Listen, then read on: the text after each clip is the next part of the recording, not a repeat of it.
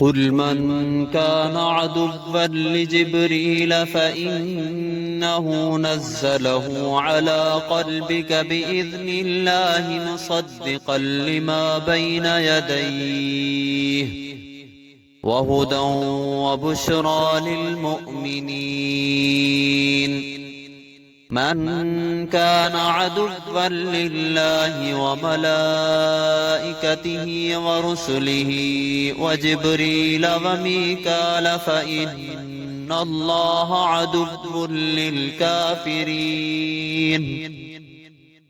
ولقد أنزلنا إليك آيات بينات وما يكفر بها إلا الفاسقون.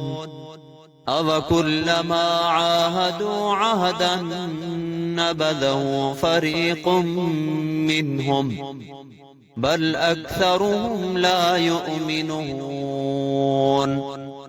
ولما جاءهم رسول من عند الله مصدق لما معهم نبذ فريق من الذين أوتوا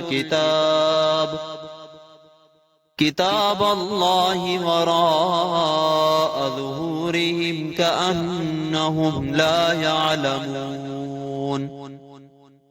واتبعوا ما تتلو الشياطين على ملك سليمان وما كفر سليمان ولكن الشياطين كفروا يعلمون الناس السحر وما أنزل على الملكين ببابل هاروت وماروت وما يعلمان من أحد حتى يقولا إنما نحن فتنة فلا تكفر فيتعلمون منهما ما يفرقون به بين المرء وزوجه وما هم بضارين به من أحد إلا بإذن الله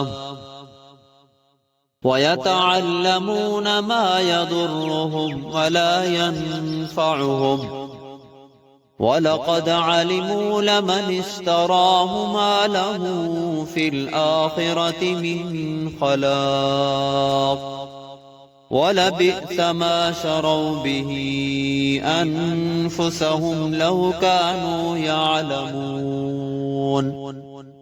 ولو أنهم آمنوا واتقوا لمثوبة من عند الله خير لو كانوا يعلمون.